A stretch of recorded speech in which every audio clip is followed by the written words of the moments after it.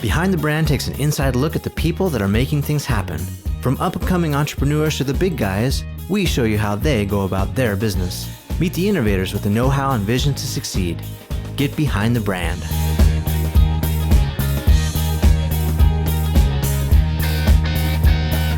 Hi, I'm Brian Elliott. Welcome to another episode of Behind the Brand.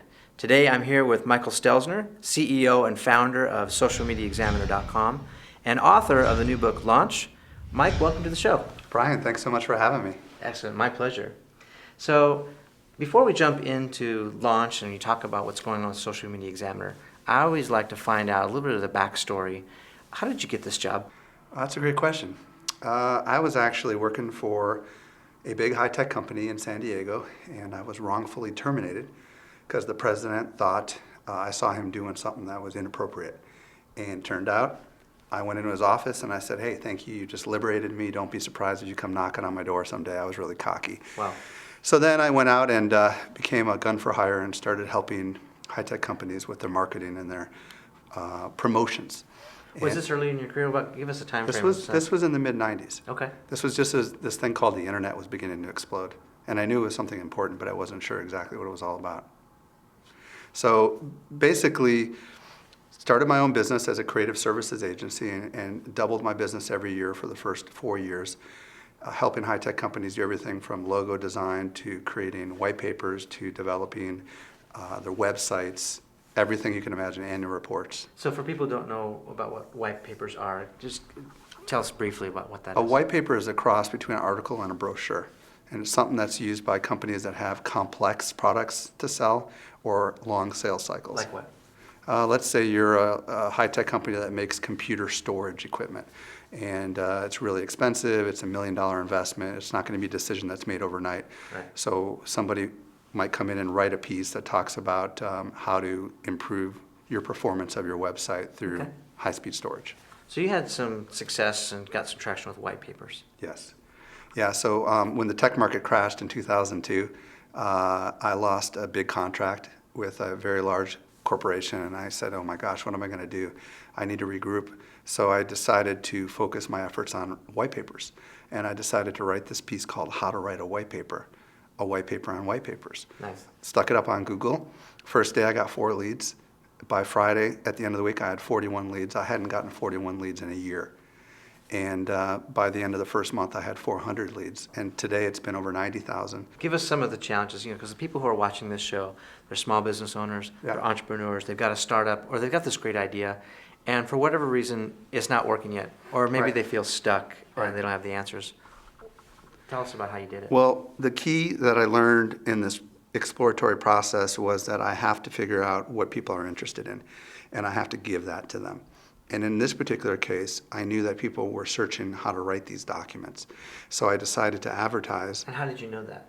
Because I had been writing for high tech and there had been a high demand. And all I had to do was Google how to write a white paper and I could see all these articles that were out there. Okay. So I decided to write this piece, pay to have my little ad show up on the top search at Google, and just see what happens. It was an experiment. So my message to people that are thinking about this is, first of all, figure out who you're going after. In my case, I was going after giants. I was going after the Microsofts, the Dow Jones, the Hewlett Packards of the world, FedExes, which all ultimately became my clients. And target something that is so valuable to them that they'll read it and they'll say, oh my gosh, wow.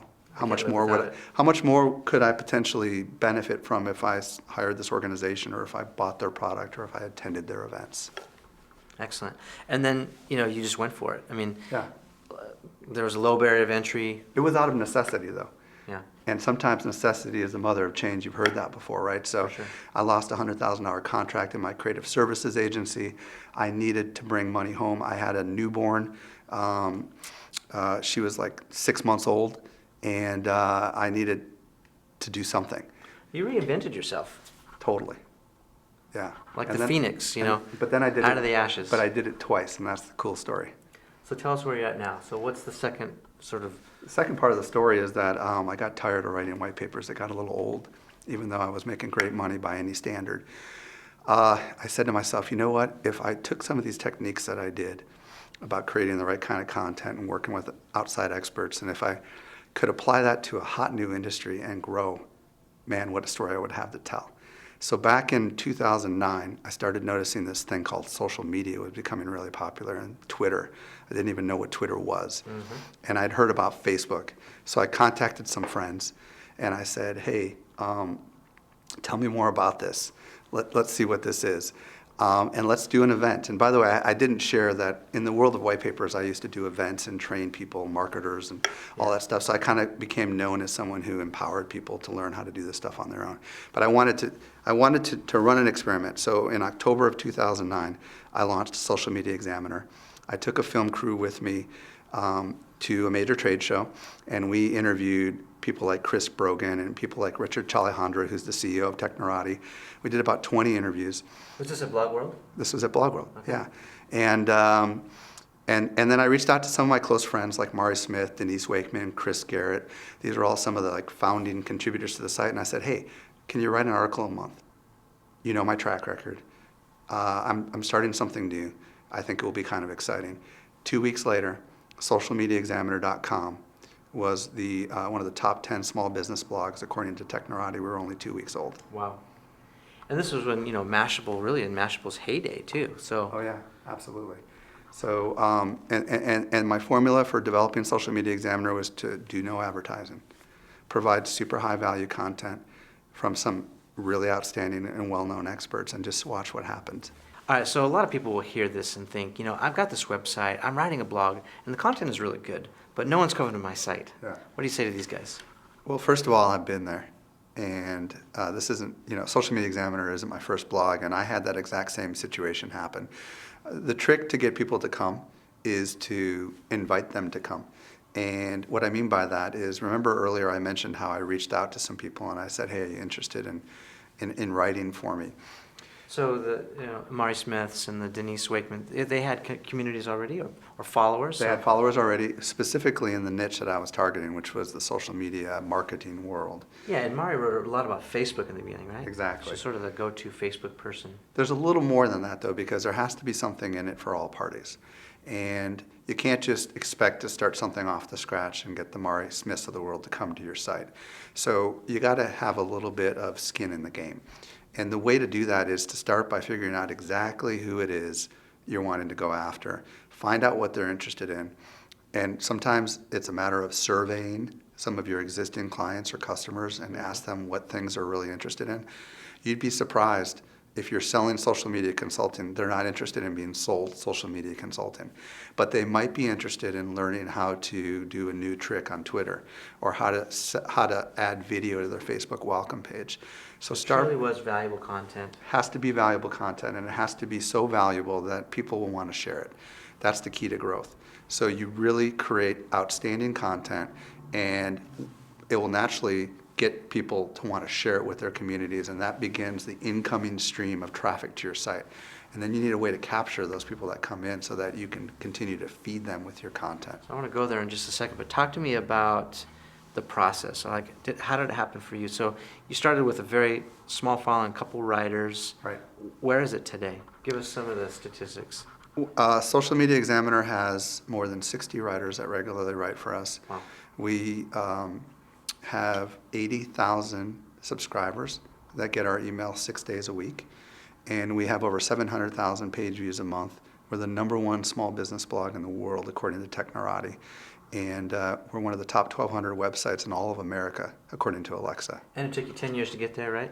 18 months. As a matter of fact, That's less amazing. than 18 months. We're 18 months old right now. Yeah, That's incredible. yeah. And you attribute that all to content without marketing. Well, the formula is great content plus other people minus marketing messages. So that's the formula. The great content is the key to everything, of course, but if you have great content and you don't have that other people component, it's not going to go very far. And the other people component is something we can talk about if you want to, because it's most people try to create great content and it doesn't fly, and they're missing the other people component, or they're peppering their content with marketing. So if you want, we can dig into that a little bit. Absolutely. So let's talk about launch. It's a metaphor for a lot of different things, but there's two different kinds of fuels that you outline, right? You talk about primary and nuclear fuel. Right. Talk to us about what that is. Okay, so primary fuel is the content that you regularly produce. And by the way, if you think about your business like a rocket ship, the fuel that forwards your business's forward momentum is content. And you have to regularly create content. And primary fuel are things like how-to articles, case studies, interviews with experts, and they have about a 72-hour shelf life. So if you think about your gas in your car, you have to stop by the gas station every couple days because you're going to run out of fuel. You won't be able to get your car moving. Same thing with your business. Content needs to be produced regularly. Now, if it has a 72-hour shelf life, it means that you could do a nice article maybe every 3 days, or it means that you could produce a nice article every single day, and each one of them will have a 72-hour shelf life, and they'll all be moving together, kind of 3 of them at once, if you follow where I'm going with that. Yeah, I mean, does this work for everyone, or is this just certain industries, you think? Yeah, it's a really good question. The fact is that it doesn't really matter what industry you're in. I'll give you a great example. manofthehouse.com. manofthehouse.com is a site for dads. This is a Gillette's thing? It's owned by Procter & Gamble. Okay. But it doesn't need to be owned by Procter & Gamble. When you go there, it doesn't look like it is. It's a bunch of dad bloggers, okay, that are writing about everything from, I'm 40, should I wear this shirt? Or here's how to pick a cool grill, or here's how to create a man cave in your house. Kind of stuff guys are interested in. And they, after only about 6 months, had 200,000 people a month come into their site. Wow.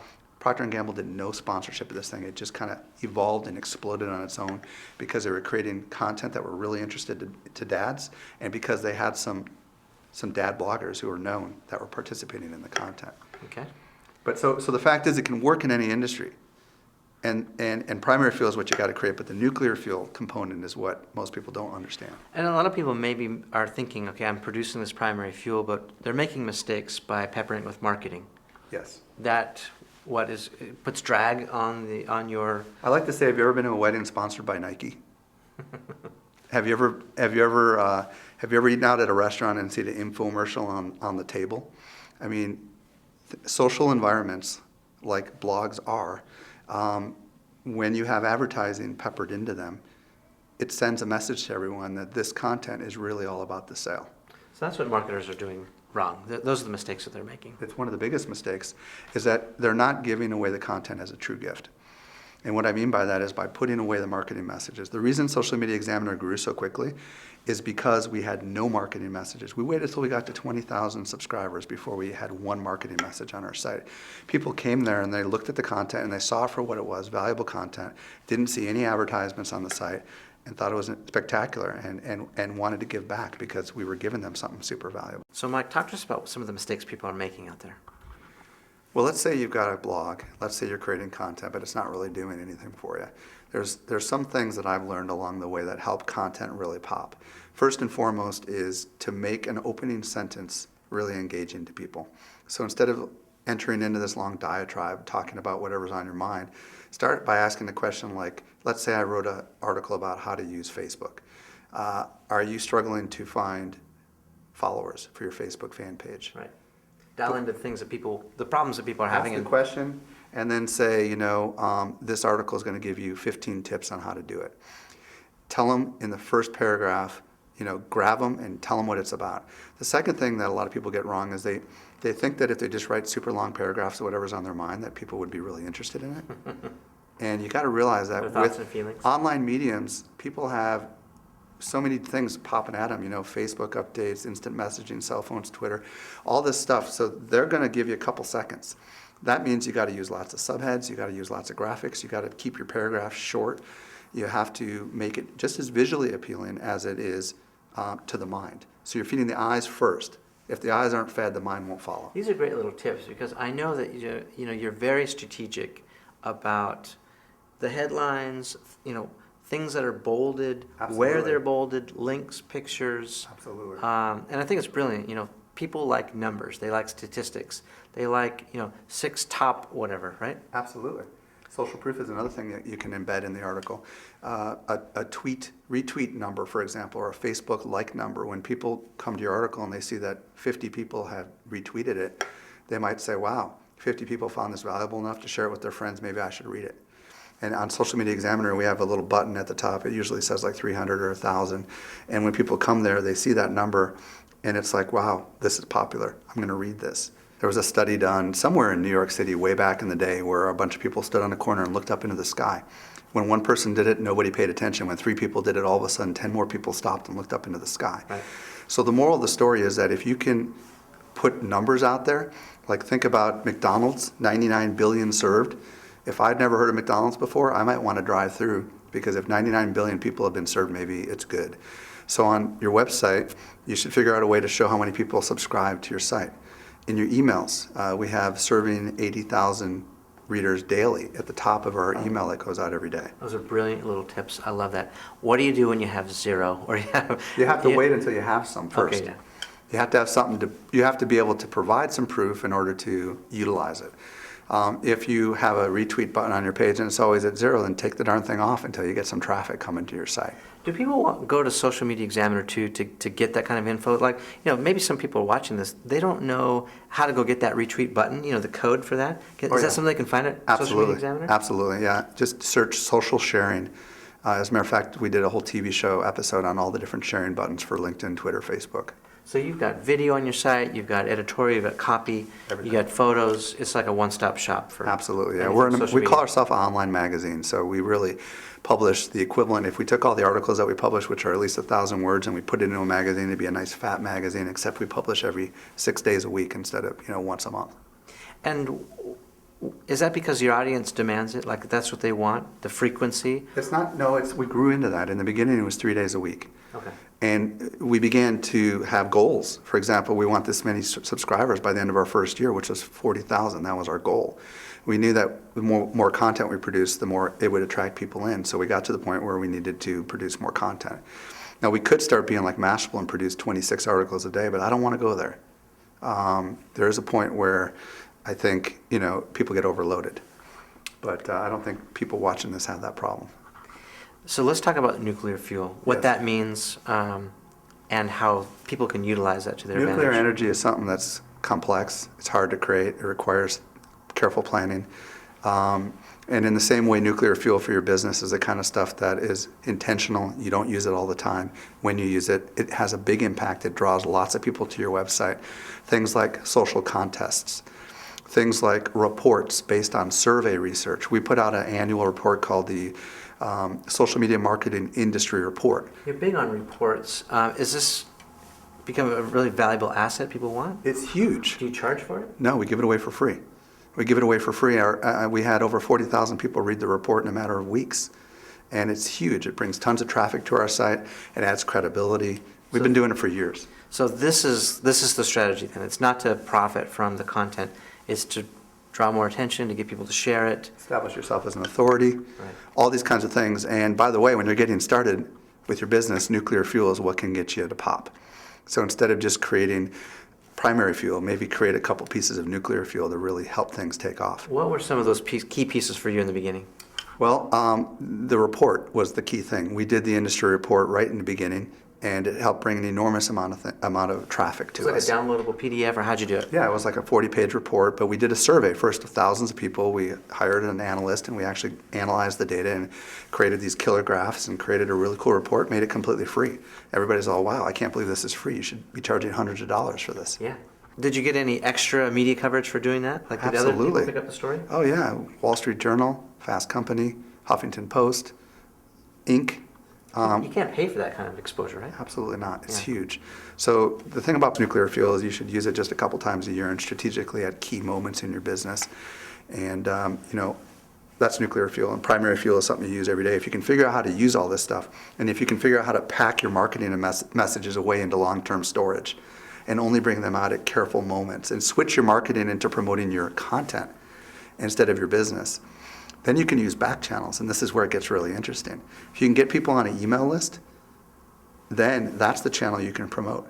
So your content remains commercial free, but your email list that goes out to people every day you get a new content, that's where you can begin promoting. And that's how we've been able to generate millions of dollars in revenue. Clever. I think that's excellent. That's brilliant. Thank you. Talk to us about the summits that you do. You just finished a big one, right? Yes. We do 3 summits a year. We're new media, so we believe in doing things in a new way. So we do these online, so they're not physical events. So people don't show up, they come from... They come from all over the world, actually. Every country in the world, and big businesses ranging from Disney to Henkel Knives to the U.S. Army to Ben & Jerry's come to these, and thousands of small businesses. We had almost 3,000 people come to our last event, and that's how we monetize our stuff, is we do a social media summit, a Facebook summit, and a blogging summit 3 times a year. And what does it cost typically to $300 join? to $600. And it's not like just a couple of hours worth of content. I mean, it's rich and chock full of Our goodies, last one right? had 24 hours of content spread over a month, and these were the biggest names in the world of social media. And by the way, this is about working with outside experts. Here's the kind of little secret. We interview these experts at trade shows, we review their books on our website, and then as they start thinking we're awesome, we invite them to come speak at our events. Gotcha. So you draw them in, and you give back too. I mean, you give them Absolutely. exposure. And they say these events are phenomenal. They say I've never experienced anything like this, and they do it for free. Guy Kawasaki was at my event. Guy Kawasaki came to me after I had my full lineup, and he said, "I'd like to present at your event." Wow. I said, "Okay, let me make room for you." Yeah. Yeah, That would be all right. yeah, that was pretty cool. Give us some of the other names. You know, you had Jeremiah Oyang. You had Jeremiah Oyang, Brian Solis, Mari Smith. We had experts from Timex, Verizon, Intel Corporation. You have brand people, you have authors, you have thought leaders. Andy Cernovich. We had Frank Eliason. A lot of really big names. Pretty much almost all the biggest names in the world of So social it's- media. I mean, $300 is a pretty good value. You'd have to go That's a to steal. one of these. And the reason we can do it for so cheap is because it's an online venue. We don't have the costs of, a physical venue. But it's great because I can watch it in my jammies or while I'm eating dinner at night. Or Absolutely. it's sort of an on-demand model, right? Absolutely. So how do you get some of these big names to work with you when you're a nobody? Right. Well, I mean, that's the trick, isn't it? I was absolutely a nobody in social media. The thing is, you got to figure out what people want. And the best people that want stuff are people that have brand new books coming out. So if you go to Amazon and you look at your category upon which you're trying to target, and you click on their hot new releases, you can look at any category you could imagine to see who's got books coming out. If you contact those people and offer to interview them and offer to write about their book and never mention anything about asking for anything in return, it's a gift that you give to people. Mm-hmm. They'll pay attention. And if you start going to trade shows and looking at who's on the lineup at these trade shows and contacting them or their PR people and asking if you could do a video interview with them, you can start developing affinity with these people. You start figuring out how can you help them? What do they want? If they're speaking at a trade show, it means they want to be seen on the topic that they're interested in. Yeah. And then you start giving them your platform because you write about their books, you talk about what they're interested in, and some of those people will come back to you and be interested in you and might even want to write for you. And that's how you start the process. You just figure out how to lavish them with gifts while getting the knowledge that's in their brain and giving it to your audience, because your audience is really interested in great insight and access to great people. And if you can provide that, then that's going to be real valuable. So it becomes a win-win all around. I think, it's a tough thing to do. You think, because a lot of the folks that are probably thinking about doing something like this, they're hand to mouth. Yeah. They're in a position where they don't have a lot of time. Yeah. And it's tough because they're inclined to want something in return. But your message is give gifts, expect nothing in return, Yes. and then serendipity happens. It's not about serendipity so much as when you give people what they want. Your readers want commercial-free content. The experts, some of these experts want exposure, or they want to see their name in lights. If you can do those things, what will happen is some of those experts will start pointing their fans to you, and those fans will become future fans of you. You follow where I'm going with that? And this is the nuclear fuel you're talking about when that happens. No, right? no, it doesn't matter what you're doing. If you're writing a book review on Mike Stelzner's new book launch and it's really cool, I'm probably going to tweet about it. And that means my followers are going to go check it out. And if someone comes to your website and they read the review of my book and they see some other cool stuff, they might subscribe to your thing. It doesn't require a lot of time. It doesn't require a lot of money. But back to your original question, if you don't have a lot of money, you can't grow a business without work. In chapter 1, the opening title of that chapter is Rockets Don't Fly Themselves. Mm-hmm. That's the title of chapter 1. You can't expect your business to go on autopilot. You have to work. Yeah. Nobody who's successful doesn't work. You can't build a website, put it up, and hope people are just going to come. You can't. Yeah. You can't. It requires work, but the good news is it doesn't require a lot of money. It just requires work. If you're willing to work and you're willing to study other people that are successful and you're willing to emulate some of their models, it will be successful. But you have to have a passion for it. So you've basically given everyone the recipe to your success. That's what this book is about, isn't it? Absolutely. It's my gift to everyone because there's no money in books. I was going to say, so why did you do that? Because it's like it's an incredible secret. It's your formula. There's no money in books, okay? Honestly, I don't know why I did it. I mean, literally, I gave up my Thanksgiving and Christmas vacation and worked for 3 months straight. I literally basically worked like 16-hour days, and 4 hours of that was like the book, and the rest of it was my regular business. And I just cranked it out, and it's my best work. But honestly, I wanted to give back, and it's the truth. There's no money. I just know something good's going to come out of it. And I don't know what that is. Maybe it's going to be me helping businesses down the road. I don't know what. But I just knew I figured something out, and I knew that there's a lot of business people that are really anxious to try to understand a new way without having to sell their souls. Incredible stuff. Well, thanks so much for spending some time with us. I guess the last thing I want to ask you is, where do you go from here? What's next for Mike Stelzner or Social Media Examiner? Well, more of the same, really. I'm going to continue to grow Social Media Examiner, continue to provide high-value content. My hope is that businesses will want to learn how to create the content, and they'll want to know how to build the relationships with the experts, and they'll want to know how to do the right kind of marketing. That's where my book comes in. If the marketplace finds it really interesting, then perhaps I might be teaching businesses how to do this kind of stuff. The book might be a foray into that, but we'll see what the future holds. Where can people find the book and find the website? elevationprinciple.com. I got a free chapter of the book on there, no registration required. Excellent. Thank you so much, Mike, for spending some time with us. Really appreciate it. Thank you, Brian. You bet.